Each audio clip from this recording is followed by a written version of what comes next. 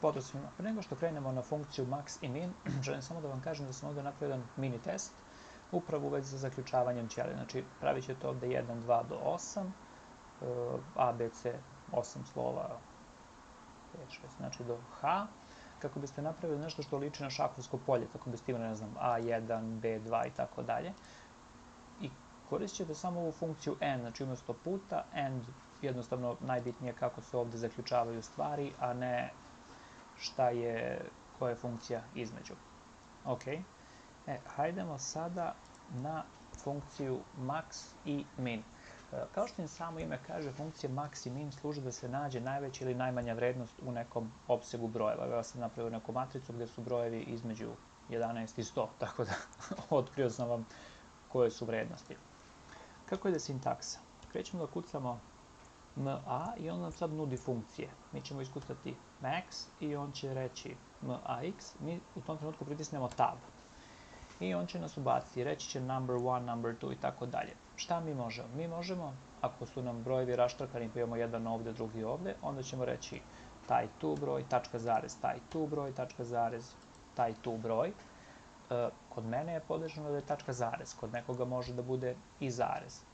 Ali, pošto mi imamo brojeve koji se nalaze u ovako nekoj ćeliji, mi ćemo reći jednako max tab i onda ćemo samo nadvući ovaj niz brojeva i sad možemo da stisnemo zagradu, da zatvorimo, ne moramo. Ako pritisnemo enter, on će pretpostaviti da smo mi završili sa funkcijom i reći će maksimalna vrednost ili maksimalni broj je 100.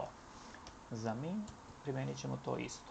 Min i sada ćemo nadvući, opet možemo zatvorimo zagradu, ne moramo, možete tab, možete ctrl, enter, možete enter, kako god hoćete. Hajde sada da spojimo ovo s onim što smo već malo preučili, odnosno pomenuli, a to je skakanje. Znači, uradit ćemo max, mi želimo da dođemo do ovog ovdje niza brojeva.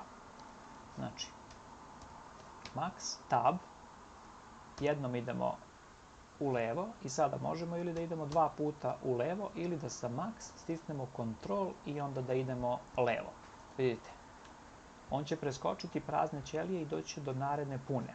S druge strane, ako imamo punu ćeliju, on će doći do posljednje ćelije koja ima neku vrednost. Sad kad smo došli ovdje, kontrol shift, strelica ili dole pa levo ili levo pa dole, potpuno isto. Ali šta je interesantno, što će on reći da iako smo mi krenuli od H3, on je rekao da traži minimum u vrednostima od B3 do B17.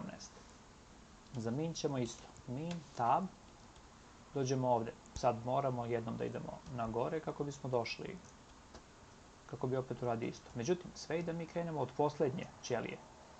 Vidite kako on okreće. On će reći min H17, ali čim vi odete gore, on će reći od H3 do H17. Ili, ako krenete levo, on će reći od B17 do H17. I evo, opet od B3 do H17. I to je način na koji ćete naći najveću ili najmanju vrednost u nizu brojeva. Opet kažem vam, sama ova funkcija nije ništa teško. Moj je naglasak bio upravo na ovome da vi vidite da možete ili da nadlačite mišem sa koje god hoćete strane, sve dok ste u range-u, ili da probate da koristite upravo tastaturu, Ctrl, Shift, strelice gore, dole, levo, desno i da se sa time igrate. Hvala na pažnji.